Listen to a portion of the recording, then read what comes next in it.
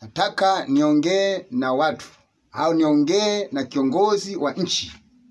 Nataka unisikilize kwa umakini. Baba anapokuwa baba ndani ya nyumba, hamsamini mtu au mtoto wa kwake, huyo sio baba. Baba lazima asikie matatizo ya watoto wa kwake ambao yeye amewazaa.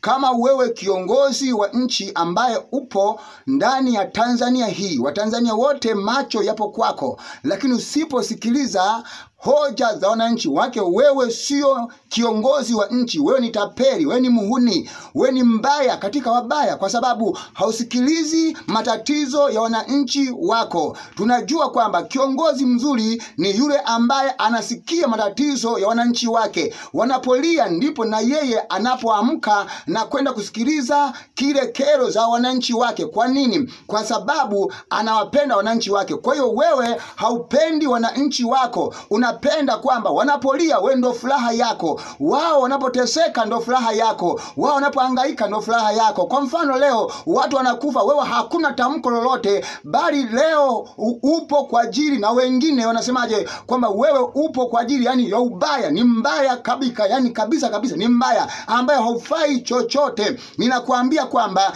usiporekebisha hayo mambo, kwamba hauwezi ukamwona Mungu tena, hakika unakwenda jehanamu, utakwenda kuangamia. Kwa sababu kila Mtanzania leo analia, wengine wameshapotezwa, wengine wamekufa, wengine yani bado wanahangaika, wengine wanawindwa kama kware. Hebu angalia, Tanzania yetu ni nchi ya ambayo ni nchi ya amani, lakini leo amani haipo, watu wanawindwa kama kware. Na kiongozi yoyote, yani kiongozi wewe ambaye ni rais, hautamki chochote, lakini nakuambia kwamba unakwenda kuangamia, unakwenda kufa. Kwa sababu gani? Kwa sababu ya ubaya. Mungu anasema kwamba amemweka kila mmoja Mtanzania au kila mwanadamu ambaye yupo duniani aishi kwa amani. Ndio maana amesema ishini kwa amani, ishini kwa upendo. Lakini wewe umenyamaza kimya. Kwa nini umenyamaza kimya? Haya, kama wewe haujui. Mwingine leo amekwenda kuyatamka, umekwenda kumfungia kanisa. Ni kwamba kwa sababu nini? Kwa sababu unajua kile ambacho kinafanyika, kile ambacho kinafanyika mbele yake unakifahamu. Ndio maana ni kama